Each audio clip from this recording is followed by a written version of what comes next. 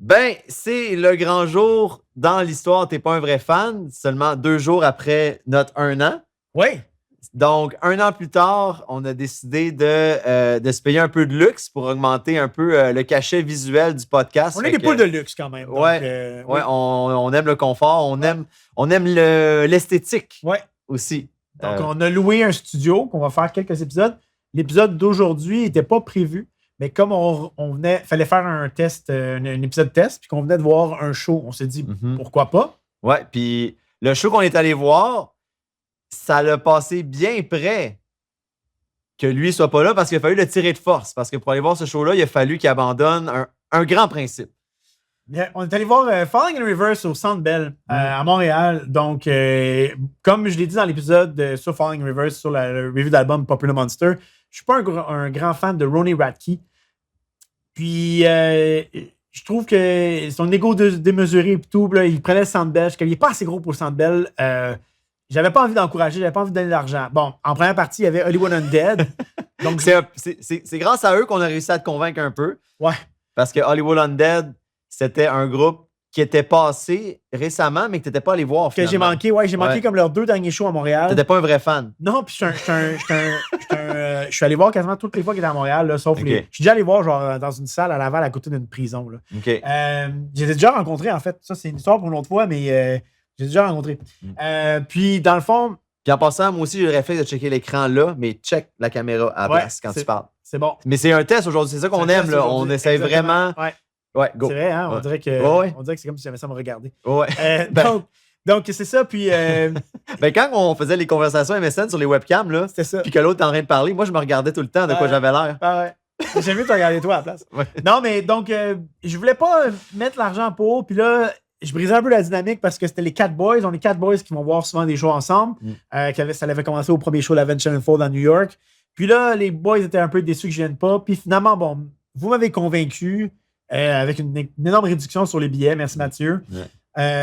Puis je suis allé avec vous. Dernière minute, ça s'est vraiment décidé de dernière minute. La veille, j'ai dit oui à Mathieu. J'ai transféré l'argent. Puis je l'ai même pas dit jusqu'à les autres, toi puis Guillaume, je l'avais pas dit. Puis je me suis pointé. Vous aviez un pari à savoir si j'allais être là ou pas?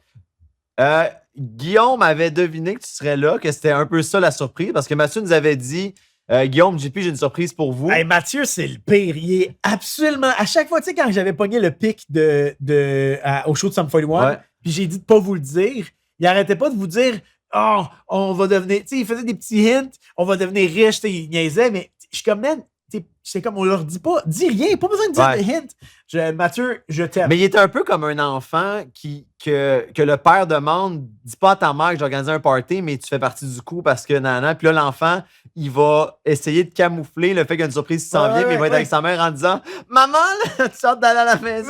C'est ça. Puis comme moi, en plus, pour brouiller les cartes un peu, je t'ai écrit le jour même parce que tu sais que je regarde jamais les setlists. Ben, à la défense de Mathieu, c'est ça que je voulais dire. C'est un peu. C'est toi. Ça, c'était peut-être le commentaire de trop. Moi, j'aurais pensé que ça aurait brouillé les cartes. Non, de ta part, parce que le fait que tu parles d'une setlist, je sais pas pourquoi, peut-être que c'est venu activer cette discussion-là qu'on avait eue par rapport à regarder les setlists ou non, mais on dirait que quand tu as dit ça, j'ai dit, il y a, je sais pas, il y a quelque chose d'anormal dans ce message-là que j'avais pas bien saisi, puis ça m'a plus vendu la mèche que Guillaume qui pensait que c'était toi la surprise. Moi, je me disais, si je te dis, hey, j'ai écouté la setlist de Hollywood Undead, puis vous allez être vraiment content, je me suis dit, tu sais que je regarde jamais les setlists, donc à ce moment-là, tu vas faire, OK, il vient. C'est une confirmation qui. Ouais, c'est bon, vrai. anyway, je me suis. Je pense que c'est ça. Mais... En disant ça, j'ai eu le réflexe de penser, il veut que je pense telle affaire, donc ça doit être l'inverse. Tu es tellement Jean-Philippe. Je suis un détective. Un vrai détective. Donc, ben parlons-en d'Hollywood Undead. Et l'ironie là-dedans, c'est que tu disais, je suis allé checker le setlist, ce qui n'était pas vrai, et vous allez passer un bon show. Tu l'as pas checké parce que tu venais au show finalement. Exact. Ben là, écoute, j'ai été absolument déçu du setlist. J'ai jamais vu Julian en tabarnak comme ça après une prestation. Pourtant, c'est lui qui essaie de tout le temps. Ouais, mais tu sais, il faut comprendre telle chose. Ouais. Il faut être tolérant. C'est le plus tolérant d'entre nous. L'affaire, c'est que, il y a le groupe Slaughter to Prevail qui était censé être là parce que c'était 4 bands. 3 premières parties, puis Falling Reverse. Puis moi, je me disais, Hollywood Undead, c'est quand même gros. ish, là, tu sais. Donc, je me disais, ils vont avoir plus de prédominance dans le show. Et je me suis dit, crime, il manque un band. Fait qu'ils vont vouloir pallier d'une certaine façon. Ils vont peut-être rajouter des chansons à leur setlist. Puis finalement, non seulement ils ont joué, écoute, 8 chansons, mais ils ont joué des choix weird. Puis au début, j'étais content. Quand j'ai entendu, bon, ils ont commencé avec Riot, Chaos, puis Coming in Hot. En fait, c'est à Coming in Hot, puis Another Way Out que j'ai fait. Ah, moi, en tant que fan, je suis content parce que je les entends pas souvent. Puis fallait connaître le band profondément pour apprécier ce genre de tune-là. Parce que Coming in Hot, ça a été un single de mémoire, mais Another Way Out, je pense pas. Après ça, ils ont joué leur nouvelle que je ne traite pas tant non plus, Savior. Mais vraiment, honnêtement, dans les tunes connues, il y a Bullet que toi, tu connaissais pas, mais normalement, elle est quand même connue. Mais c'est weird. Tu mets pas Bullet random comme ça. Ils ont tellement. Toutes leurs tunes d'albums qui ont le mot dead dedans, c'est genre leur meilleure tune. Day of the Dead ou City of the Dead ou, tu sais, Already Dead. C'est toutes des tunes, à part Undead, qui auraient pu jouer, qui n'ont pas joué. Je me suis dit, c'est pas comme ça qu'ils vont se faire des fans. On avait un ami qui était là, qu'elle a adoré, était sur le parterre. Peut-être que. On dirait que ça m'a. En fait, elle, ça lui a donné envie d'écouter ce band-là. Fait que c'est sûr que ça m'a comme un peu permis de faire la paix avec cette soirée-là. Mais je voyais que vous aviez pas de fun. Fait que je tripais moins aussi. J'ai été déçu. Moi, ce qui m'a fait apprécier Hollywood Undead, ça a été l'album Hotel California. Leur meilleur. Mais. Dans leur meilleur. Mais je sais que Hollywood, je pense que c'est pas l'album qui démontre qui est allé chercher la notoriété de ce band-là. Il n'y a pas tant de tunes rap, si je peux dire ça comme ça. Il y a plus élevé cet album-là. Ouais, c'est ça. Mais il y en a. Il y a Black Cadillac avec le gars de Cypress Hill. Be Real, je pense, dans le fond. Fait que c'est quand même. Tu sais, il y en a du rap. C'est pour ça que moi, j'adore Hollywood Dead. C'est pour. Tu sais, moi, je me souviens, la première fois que j'étais capable de toutes les différencier, il était 6 dans le temps. Puis je disais, ça, c'est The Curls. Puis ça, c'est Johnny Three Tears. Puis encore, je gagnais Guillaume. Je les nommais. Je trouve ça le fun. Mais. Ils ont eu l'air de prendre ça à la légère, d'aller là sans chercher à créer le meilleur setlist qu'ils auraient pu faire. Danny n'a pas chanté tant que ça. C'était pour quel chanteur, normalement, plus. Puis c'était surtout Charlie C. Personnellement, moi, je ne suis pas un grand connaisseur de Hollywood Undead. Fait que s'il y en a qui sont allés voir le show du 11 septembre au Centre Bell, qui connaissent Hollywood Undead, qui sont calés dans ce band-là comme lui, c'est intéressant de voir votre niveau de satisfaction du choix des tunes qu'ils ont fait. Parce que moi, je suis tombé en amour à la fin de 2024 avec Number 5, que j'adore. Puis je sais pas. Tune de 2008. Ben, c'est ça. C'est ma tune préférée d'eux autres, mais je sais pas à quel point c'est une tune qu'ils ont joué souvent live. Moi, je l'espérais. C'est quand on va comparer des setlists, on pourrait voir s'ils l'ont joué souvent. Je sais que j'ai déjà entendu le live, mais je me souviens plus si c'est dernièrement. Moi, tu sais, mon expression dernièrement que tu m'as repris aussi, ils nous ont aussi cheaté d'une tune. Okay. Ils ont fait à un moment donné un cover, ça n'a pas duré longtemps, mais ils ont fait un cover de genre Sweet Carolina que je me contre-calisse. Moi, là, en ce moment, l'espèce de mode de resurgence de country, ça vient vraiment pas me chercher. Il y en a des bonnes tunes, par exemple, j'en écoute là, des tunes de country un peu, mais c'est vraiment pas quelque chose que. Moi, tout ce qui. Là, j'ai l'air d'un hipster. Tout ce qui commence à venir à la mode, puis ça me gosse. Puis j'aimerais avoir un. C'est plate parce que j'aurais dû te filmer ta réaction après le show quand tu parles de ce cover-là en particulier. Ah, j'étais en tabarnouche parce que. Je me suis censuré. Parce que. Ce que tu n'avais pas fait quand tu faisais. Je suis comme, cheat-moi pas d'une tune. Je veux dire. Joue-moi au pire une de tes tunes qui est 2 minutes au lieu de me jouer ça qui me sert à rien. Moi, regarde déjà que Fallen en faisait 2 tunes de country. Là. J'étais comme non, pas de country. J'ai jamais compris un groupe de première partie qu'en si peu de temps, ils vont faire une chanson qui leur appartient pas. T'as tellement pas de temps. Fais de ton stock. Il aurait dû. Puis là, ce qui les a pas aidés, puis ça va aussi être dans mon review les écrans de visionnement du Centre Bell étaient out of sync. Et ça, c'était absolument. Je l'avais remarqué, on va avoir du footage du show de Falling in Reverse. Puis j'avais remarqué ça. Puis, est-ce qu'on enchaîne tout de suite? Parce que je voulais parler de ça. Sur Hollywood Undead. Bon. Au final, c'était décevant. J'étais très déçu. Il va falloir que je retourne les voir. J'aurais pas le choix. Moi, je me posais la question si j'ai pas appris ça juste parce que je connaissais pas les tunes, mais il semble que même pour un grand fan, c'était pas des tunes extraordinaires. Mais c'était des bonnes tunes, j'étais content parce que je les entends pas. Tu sais, c'est comme. Mais il y en avait des beaucoup meilleurs. C'est que je trouvais que. Ouais, c'est que si tu fais ces tunes-là, c'est que tu as un show de 2 heures. Que tu peux te donner la latitude. Pas 2 heures, mais au moins 1 heure, que c'est pas grave. Que tu as de la latitude, des odd choices, tu sais. Mais parlons-en des écrans qui sont out of sync parce que ça avait circulé sur les réseaux sociaux que des gens pensaient que Ronnie Radke lipsait pendant ses shows. Ouais. Et quand j'ai regardé nos vidéos du show et que j'essaie de comparer avec lui sur scène et les écrans du Centre Bell, on dirait vraiment que, comme tu dis, ça ne fit pas avec qu'est-ce qu'on voit sur scène puis les écrans. Ouais. Oui, ça ne fit pas. Puis il y a aussi que, honnêtement, je ne sais pas si c'est où qu'on était placé, mais le son est rendu dégueulasse au Centre Bell. Ben, j'ai pas remarqué à Linkin Park. Le son était meilleur. On va parler de quelques chansons qu'on était contents. Trigger Warning, qu'on avait hâte d'entendre live. Et quand il y avait le meilleur extrait, le meilleur bout de Trigger Warning avec le piano au Centre Bell, j'ai à peine entendu le piano, le bout qu'on préfère. Le bout qu'on préfère. Mais sur le vidéo de un de nous qui a filmé, on l'entendait vraiment mieux sur le vidéo du cellulaire. Des fois, effectivement. Oui. Mais ouais, toi, t'as-tu aimé. Toi, t'es plus un. Moi, je suis pas un gros fan de Falling Reverse. Ben oui, regarde, lui, on a quasiment dû le tirer de force. Il a fallu une réduction de prix du billet. Il a fallu qu'Iwan Undead soit là. Et qu'en plus, et voilà, ça n'a pas été à la hauteur de ses attentes. Mon billet m'a coûté 70$, là, puis je regrettais d'avoir payé 70$ pour ça, finalement. Ben, pour le côté Hollywood Undead. Si j'avais juste payé ça pour Hollywood Undead, j'aurais été très déçu. Mais la grande différence avec le show de Falling in Reverse qui a eu lieu au Centre Bell et celui qu'on était allé voir à New York, premièrement, Falling in Reverse était le headliner de ce show-là, parce qu'à New York, il ouvrait pour Avenged Sevenfold. Le hype que j'avais eu avant le show d'Avenged Sevenfold, c'était parce que je les avais jamais vus. Falling in Reverse et l'année qui avait précédé qu'on aille à ce show-là, ça a été une grosse année pour moi, puis c'est vraiment ce band-là que j'avais beaucoup écouté, que j'avais hâte de voir live.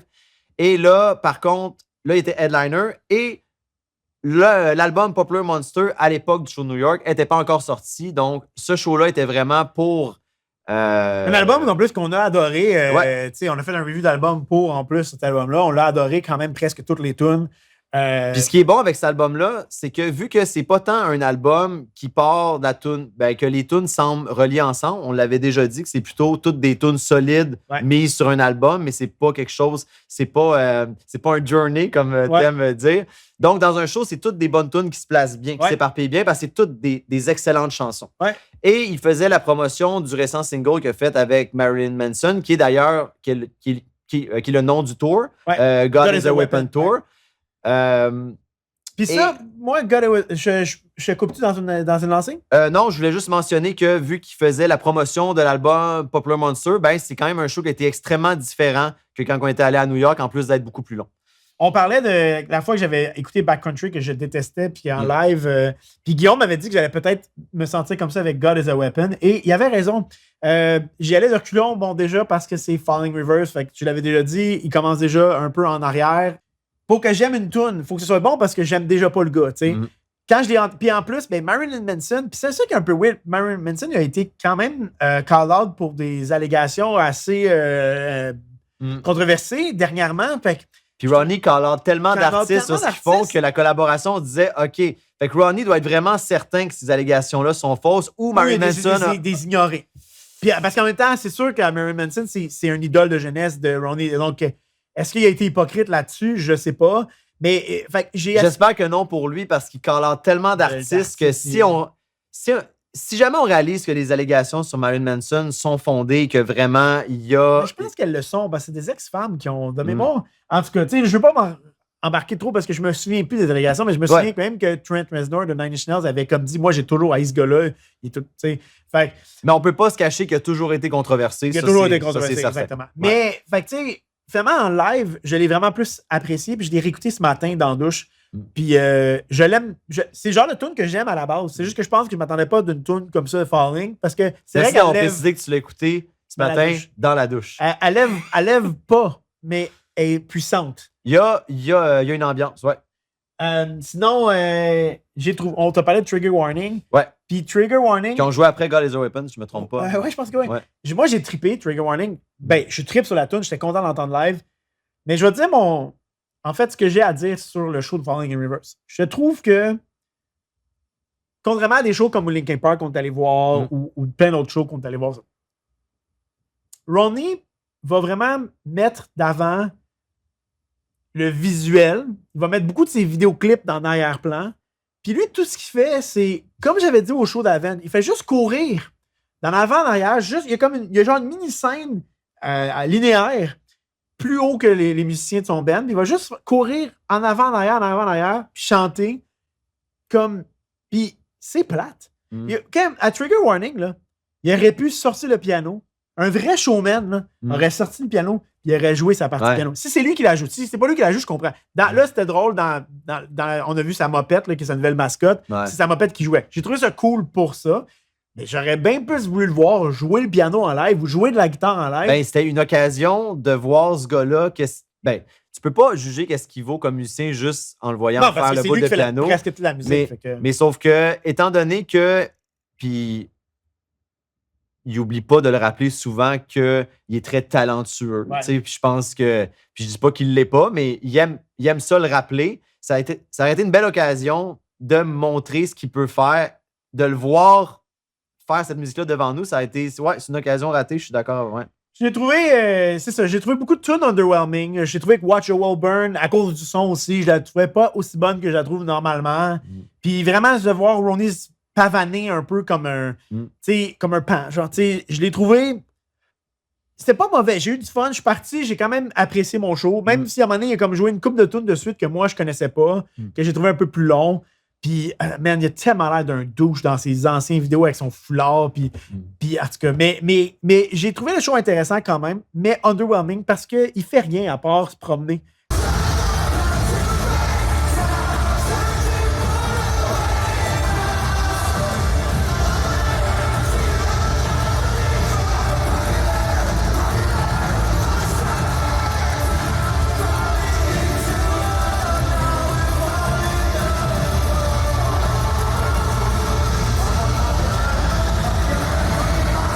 C'est vraiment ça. Tu le regardes, il y a du feu, il y a des musiciens, puis lui, il fait...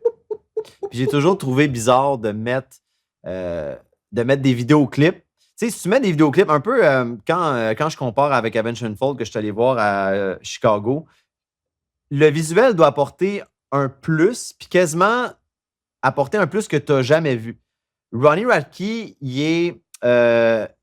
tous les vidéoclips qu'il a sortis pour promouvoir l'album Popular Monster. C'est tout pareil. Ça a été, ben oui, mais c'est aussi que la mise en scène a quand même été très acclamée en disant que c'est un gars qui a des hauts standards. C'est un gars un peu à la Axl Rose qui veut gérer beaucoup de choses, mais on peut pas nier que ce gars-là a de la vision.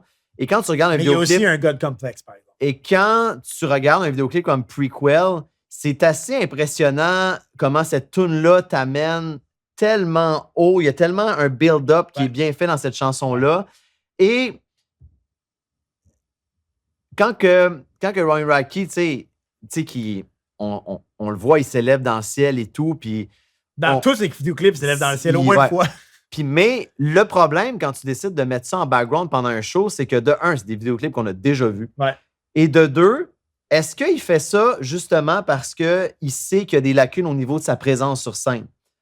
Pour que le monde qui dise, un peu comme toi, ce gars-là sur scène, il me semble qu'il ne m'apporte pas grand-chose. Non. Est-ce qu'il met ça, premièrement, parce qu'il s'aime beaucoup, et aussi en sachant que j'ai pas cette prestance-là sur scène, donc pour compenser, je vais mettre quelque chose que ça, je sais que ça a été praise et que c'est impressionnant. Moi, c'est le feeling que j'ai. Mais si tu te mets en vedette dans le vidéoclip, comme tu dis, c'est comme si tu vois le gars deux fois. Ouais. C'est ça qui est bizarre. Puis, en même temps, ça revient à ce que je disais, c'est que ces vidéoclips, finalement, se ressemblent tous. Ça m'a juste fait remarquer qu'ils se ressemblaient tous. Alors que quand tu les écoutes une fois de temps en temps parce qu'ils viennent de sortir, tu le remarques moins. Mais là, tu vois, c'est tout le temps, comme je dis, God Complex. C'est genre, il arrive, puis c'est lui le dieu, puis il fait des affaires, puis ils sont impressionnants, ces vidéos. Ouais. Puis pour vrai, ça a dû être une fortune. Mais à écouter comme un vidéoclip, à l'écouter mais à mettre en background. En background du show, non. C'est comme... Non. C'est ça, c'est comme too much qui finalement fait pas l'effet escompté. Ça n'apporte pas un plus au show. C'est comme si ça nous... c'est quoi le terme? C'est pas déconcentré, mais c'est un autre mot que j'ai pas pour l'instant. Ça nous shift. C'est la diversion, c'est ça. Ça fait diversion sur l'essentiel d'un show. Exactement. Comme un magicien, exactement. Mais commencer un show avec Prequel, je vais quand même dire que c'est un très bon choix pour débuter un show. Je serais pas surpris qu'il recommence ses shows avec cette chanson-là jusqu'à la fin de l'histoire de Falling in Reverse.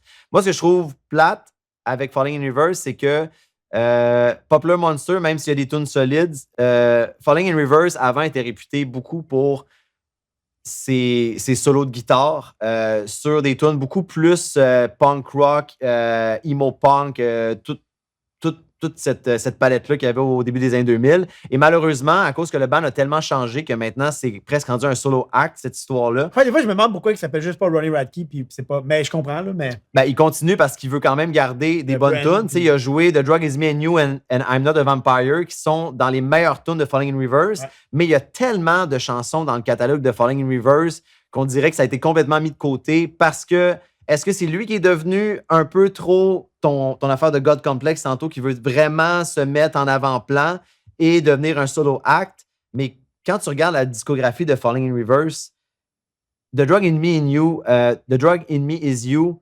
Fashionably Late, il a joué aucune chanson de Fashionably Late, qui est un album solide. Il jouait, quand il est allé à New York, il avait joué Fashionably Late, justement. Ouais. Mais il y a Rolling Stone, qui est une chanson excellente. Il n'a pas joué de Drugs. Champion, qui ouvre l'album Fashionably Late. L'album Just Like You, qui était le 3e album de Falling in Reverse, qui est solide. Chemical Prisoner, God If You Are Above. Il y a tellement de bonnes chansons de Falling in Reverse, mais comme tu dis, c'est presque plus Falling in Reverse maintenant à cause de la direction qu'a pris avec son projet avec Popular Monster.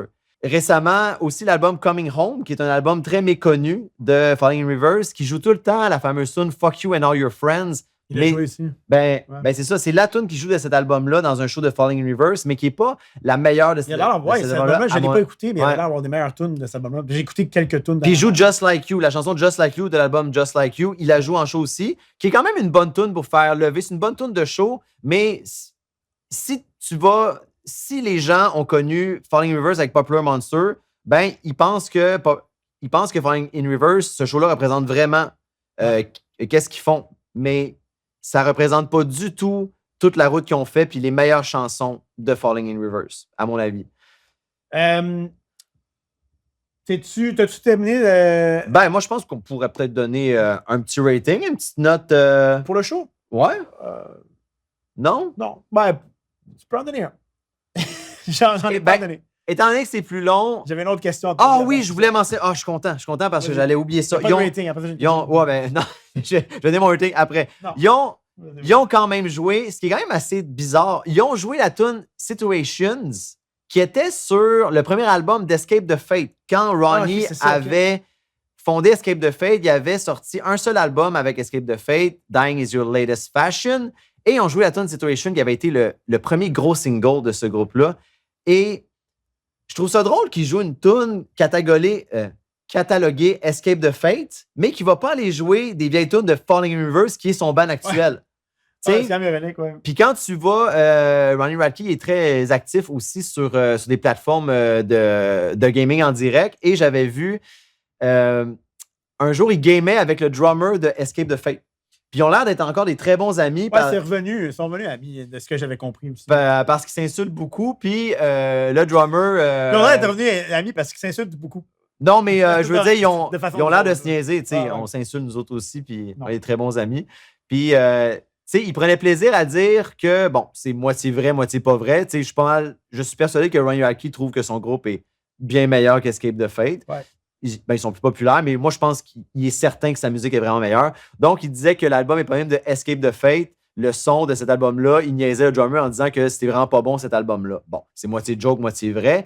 Mais il se permet quand même de jouer une tune d'Escape the Fate dans un show de Falling in Reverse. Ouais. Il y a de quoi que je trouve... si tu niaises ce band-là, ben, OK, mais joue de ton stock à toi. Va pas chercher une tune. Ah, ben c'est lui qui l'a écrit, probablement. Puis, il y a des questions de droit que je connais pas entièrement, mais ça a été mon moment préféré. Ça a été une surprise. Ouais, je me souviens, t'étais ouais, parce que sinon, il n'y avait aucune surprise dans ce show-là, étant donné que maintenant, il va mettre l'accent sur son album Popular Monster. Puis ça, ouais. Question pour toi? Ouais. On va shifter ailleurs, OK? Ouais. Moi, j'ai plus rien à dire sur le show. T'as quand même arrêté à Chicago dans les dernières semaines pour aller voir System of a Down dans leur tournée, leur petite et grosse tournée, fait que c'était des stades. Ouais. Toi, t'es allé dans le leg qui avait Avenged Sevenfold en première partie. Brièvement, est-ce que tu voudrais nous en parler? Avenged Sevenfold, j'ai dit que Hollywood Undead avait l'air d'avoir pris leur rôle de première partie très à la légère en voulant faire des tunes, pas nécessairement qui faisaient le meilleur setlist possible, mais probablement qu'eux, en choisissant ces tunes-là, ils étaient super contents. Mais voir Avenged Sevenfold en première partie, j'avais jamais vu M. Shadows décontracté comme ça. Ah, ça devait, ouais. Il était de bonne humeur, parlait beaucoup à la foule. Il a même fait choisir à la foule entre Afterlife et Unholy Confession. Bon, Ça, cool. Est-ce qu'il avait quand même prévu de jouer Afterlife puis il a fait semblant, sachant que la foule aurait été partagée à 50%, c'est sûr. Peut-être même qu'il y a du monde qui ont crié fort pour les 2 tunes, puis qui s'en foutent. Ils ont choisi de jouer Afterlife, mais j'avais jamais vu Avenged Sevenfold ou même un band, en y pensant rapidement, faire choisir la foule une chanson. J'en ai vu, ouais. C'est quand même. Moi aussi, je me pose la question. Là, ça me vient pas en tête, mais j'en ai vu. Je me pose la question, est-ce que c'est préparé ou pas? Ouais. Ils doivent. Je veux dire, mettons un groupe comme Linkin Park, ça ne m'étonnerait pas que ce soit pas préparé parce que de toute façon, au pire, ils vont la faire. Ils savent qu'ils les pratiquent pour les faire ailleurs. Ouais. J'avais oublié, Hollywood Undead, ils ont fait venir un kid sur stage. Ouais. C'est quand même. C'était-tu un enfant d'un des membres du Non, band? non, c'était un enfant de la foule. Okay. Puis là, il faisait sacrer. C'est quand même drôle, mais de faire sacrer un enfant, c'est toujours drôle. Mais là, je voulais dire de quoi sur Hollywood Undead rapidement, mais j'avais oublié parce que c'est vraiment que je n'avais pas vu live. Mais tu sais, c'est assez impressionnant parce qu'ils s'échangent tout comme la bass, puis ils s'échangent toute la guitare. C'est quand même. Ça, c'est cool, puis c'est impressionnant. Puis c'est peut-être ça, des fois, quand ils checkent leur setlist, qu'est-ce qu'ils vont faire. Donc, Avenge. Et la même chose, mon meilleur moment dans le show de Falling Universe, ça a été la surprise que j'ai parlé. Avenge, ils ont joué beaucoup. Tu sais, c'était 2 soirs. Il y avait le 30 septembre. Il y a combien de jours dans septembre? 30. 30 septembre. Ouais. Il y a 30 septembre. Non, le 31 août, 1er septembre. Ouais. Là, je me fous. 31 août, ils ont fait un show et le lendemain, ils ont fait un autre show. Ils ont vraiment joué 2 setlists complètement différents. Et j'étais content parce que le matin du show, je voulais éviter les réseaux sociaux parce qu'il y a tout le temps quelqu'un qui publie des setlists sur les réseaux sociaux. Même si c'est pas sur le Facebook officiel d'Avenge, il y a des groupes de fans sur Facebook qui créent des groupes d'Avenge. Et là, j'avais vu popper un setlist, là, j'avais fermé mon téléphone super rapidement parce que j'avais vu le début de show habituel avec Game Over, Mattel puis Afterlife. Fait que là, je m'étais dit, bon. Mais en même temps, je n'étais pas surpris parce que c'est les 3 tours qui commencent tout le temps. Ils ont commencé le setlist avec Game Over et là, ils ont enchaîné avec Chapter 4 qui ont été une énorme surprise que ça faisait tellement longtemps que je n'avais pas entendu cette chanson-là. Puis ça a été mon moment préféré de tout le show, System of a Down compris. Qu'Avenge enchaîne avec Chapter 4 et Almost Easy par la suite. Ces 2 chansons-là que je ne m'attendais pas du tout. Je me rendais compte que quand j'ai vu un groupe plusieurs fois live, c'est plus tant les meilleures tunes sur lesquelles je trippe, c'est qu'ils me surprennent. C'est le fun, c'est ça. Ouais. Puis sachant que c'est mon groupe préféré, ben toutes les tunes, je les aime pas mal, tu sais. Parce que System of a Down, on a trouvé que Surge avait l'air... Il était peut-être pas dans son assiette, mais il avait l'air plus effacé, mais un peu comme Falling in Reverse, ils ont tellement des tunes solides que des fois, quand il y a des lacunes au niveau des membres du groupe, comme tu peux être déçu de sa présence sur scène, ils ont tellement des tunes solides qu'éventuellement, la force du catalogue fait que le show est excellent. Puis System of a Down... Est-ce que System of a Down ont vraiment des mauvaises tunes? Non. C'est tellement bon, les tunes de System of a Down. Ouais. C'est terrible comment... faire lancer des couteaux, peut-être un peu moins le premier album, parce que c'est le préféré de tellement de gens. Mais il sonne beaucoup plus garage, cet album-là. Ouais, moi, à partir de Toxicity, même moi, l'album, c'est style de cet album, je l'adore aussi. Donc, mais écoute... sur Toxicity, j'ai encore de la misère à différencier certaines chansons. Je trouve qu'il y a des chansons qui se ressemblent sur Toxicity. Puis on dirait que même avec les titres, des fois, je me mélange. Je donne un exemple. Science puis Forest. Je sais très bien que pour les die-hard fans de System, ils vont me dire, ben voyons, c'est facile à différencier. Mais moi, je dirais ça personnellement aussi. Mais je peux comprendre le feeling. Mais à l'intérieur d'un show, je trouvais quand même que tant qu'à jouer des tunes qui sont peut-être beaucoup sur l'album Toxicity qui est excellent. Il aurait pu varier parce que moi, ce qui m'a manqué, c'est la tune Question qui n'ont pas joué. J'ai été extrêmement déçu qu'ils ne jouent pas celle-là, qui est une de mes préférées. Mais sinon, t'es pas déçu avec System of a Down. Darren Malakin, il est tellement intense. Mais on a fait l'hypothèse que Serj Tankian, il est peut-être moins into le touring avec le band, faire des shows que Darren Lee. Darren a toujours pris des décisions pour le band, alors que Serj, lui, le band, ça a été plus... ça, on pourra en reparler dans notre épisode de System of a Down qu'on prépare. Mais je pense pas que tu peux partir déçu d'un show de System of a Down. Exactement. Puis, avant de finir avec notre tune du moment, peut-être le highlight de 3 choses vraiment bizarres qui sont arrivées par rapport au show de System of a Down. Oui. La première, c'est que... On va aller avec les plus fucked up en premier. Il y a un gars le premier soir, il y a un gars qui s'est masturbé avant le show ou pendant le show. Ouais, mais il était vraiment content d'être là. Il s'est fait battre par d'autres fans puis il s'est fait sortir de force par la J'ai pas encore vu le vidéo de ça, mais comment vous avez fait les commentaires, c'était intense. C'est intense. Fait que comme, en même temps, je comprends, c'est choquant. Là. Il est vraiment comme assis puis genre il fait ce que l'album de Blink dit de faire, take off your pants and jacket. Mais Blink précise pas, c'est mieux pas dans un endroit public. Ouais, c'est ça, exactement. C'est peut-être la faute de Blink. Sinon, après ça, il y a eu, apparemment, toi, la soirée de ton show, apparemment, que quelqu'un qui a chié sur le parterre. Moi, ça, c'est toute la. Moi, il y a tellement d'affaires dans un truc comme ça qui me fascine. La prise de décision. La prise de décision, quand tu décides, j'ai envie de chier, maintenant. Ou j'ai envie de me masturber, parce que je trouve que ça marche avec la masturbation. Quelles sont mes options? Il y en a un que clairement, il a décidé qu'il l'a sorti, ça se faisait là. Les deux ont baissé leur culotte, finalement. Mais à quel moment on a réalisé qu'il y avait un tas de marde? Quelqu'un a pilé dedans? Quand le monde y partait, ils ont vu le tas de marde? Puis genre, c'est quoi? Comment tu... Moi, je peux pas chier vite de même. C'est pas adapté. Tu sais, puis sur un floor, je sais pas si... En tout cas, j'imagine qu'il a pas pu le faire dans le mosh pit. Sinon, ça, c'est le sport extrême le plus incroyable qui aura jamais été inventé. Essayer de chier à l'intérieur d'un mosh pit. Donc, c'était sur le floor à quelque part. Mais il me semble qu'un gars à terre, puis il me semble que l'odeur doit popper, puis tu dois le savoir tout de suite. Ça pue tellement dans un pit. Ou bien il l'a fait, puis oui, mais ça pue. Ouais. Il n'y a pas de marde en général, il n'y a pas de marde. Le swing de Metalhead, ça s'en part. Ben oui, mais un tas de marde. Puis le dernier affaire, c'est qu'il y a eu le soir du show, du même show que tu es allé, toi, je pense. Il y avait un. C'était la veille qu'il avait décidé de sortir, ouais. Il y avait une prestation live d'un cover band de System of a Down, puis ça a donné que Darren est passé à côté du bar. Il l'a entendu par hasard en marchant sur la rue. Puis il est allé les rejoindre sur le stage. Ouais. Ben, il a commencé par être devant eux pour faire genre ça. Hey, je suis Darren Malakian en ce moment. Mais même, puis c'était fait. C'était nice. C'était pas genre. C'était comme, il était arrivé. Non, il voulait montrer qu'il il était là. Il était content, il trouvait bon. Puis il était honoré qu'un band fasse des covers des chansons de System of a Down. Puis puis quand tu te penches sur l'écriture, Darren, il a composé beaucoup plus de musique qu'on pense. Tu sais, ça a été. Mais bon. C'est sûr qu'éventuellement, on fait un épisode sur System of a Down. Très sûr. Mais très humble, le gars, il est monté sur scène, il a pris des photos avec tout le monde. Le gars, il a l'air vraiment d'un bon Jack. Alright, tune du moment pour clore cet épisode-là qui était censé être 15 minutes puis qui en est 40, je pense. JP, c'est quoi ta tune du moment? Ben pour les vrais fans du podcast, ils avaient remarqué que j'ai fait un live à l'intérieur d'un cimetière. En passant, on m'a dit par la suite, j'aurais dû préciser, j'étais dans un cimetière à Ville-de-l'Abbé. Donc, je suis allé me recueillir sur la pierre tombale de ma famille.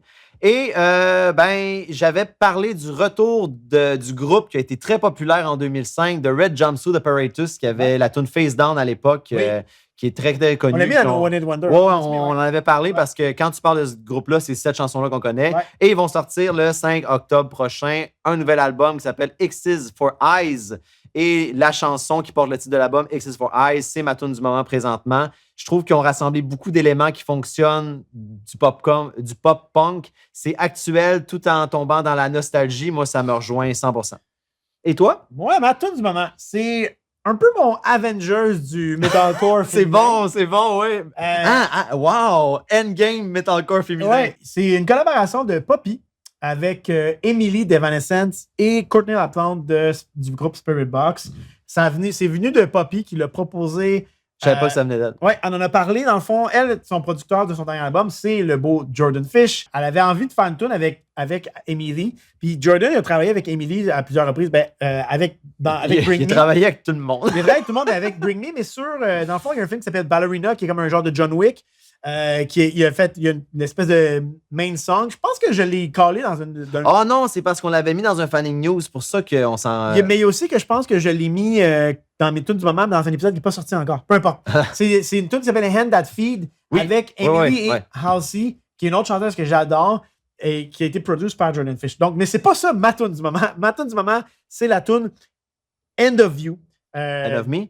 End of You. OK. End of You. Et dans le fond, cette tune-là, ce qui est cool avec ça, c'est que ils ont décidé, parce que Jordan Fish avait les connexions, ils se sont mis ensemble, puis c'est pas vraiment expliqué comment que Courtney LaPlante est venue dedans. Bon, il y a eu le gros gag de les gens qui ont fait la fille qui s'est trompée de Poppy là, dans l'entrevue. Donc, je sais qu'il y a peut-être une amitié qui s'est On en avait créée là. Parlé dans Sum 41 qui était intronisé, l'épisode de Sum 41 qui était intronisé au Juno. C'est là qu'on avait parlé parce que t'es allé voir Poppy. Oui, j'étais allé voir Poppy cette fois-là. Puis je sais que Poppy avait déjà été les rejoindre sur stage. Fait qu'il y avait une amitié là.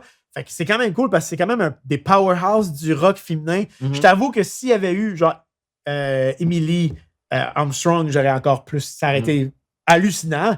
Mais je trouvais que les trois femmes Moi, je me rappelle pas de son nom, mais même que je pensais au moment que je La regardais. chanteuse de Ark Enemy? Ouais, exactement. La Montréalaise, que je me rappelle pas de son nom, malheureusement, mais elle aurait fité là-dedans aussi. Oui, oui, effectivement. Mais non, mais 3 en même temps, des fois, ça aurait été un peu trop aussi. Fait que 3, c'était bon. La tourne, au début, elle m'a pas saisi, mais finalement, après plusieurs écoutes, parce que je voulais l'aimer, je l'adore, je la réécoute beaucoup, elle est courte. Fait que...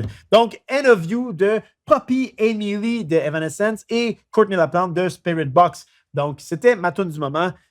As-tu quelque chose à rajouter? 8 sur 10. Non! On Non, donne mais- pas de... Mais non, mais c'est pas, j'ai dit, je le ferais. Fait que Non, mais je sais. le jour de Falling, 8 sur 10, 80%. Ah, Chris, non. Bon, si on donne une note, je donnerais vraiment pas la note de passage. C'est vraiment pas le meilleur show que j'ai vu. Genre, je suis pas reparti là en me disant c'est le meilleur show que j'ai vu de ma vie. Linkin Park, c'est genre un 8 ou 9 sur 10. Ouf, OK. Linkin Park, on est sorti et on était comme wow, c'était tout un show. Donc. Falling Reverse, il y avait du feu, il faisait chaud, puis le gars faisait juste bouger puis mettre ses vidéoclips. Puis il a pas joué les tunes que tu voulais jouer. Tu peux pas donner 8 sur 10 à la semaine. Ben, dans la qualité des chansons récentes, sachant que maintenant... Le son était à chier. Les écrans étaient out of sync.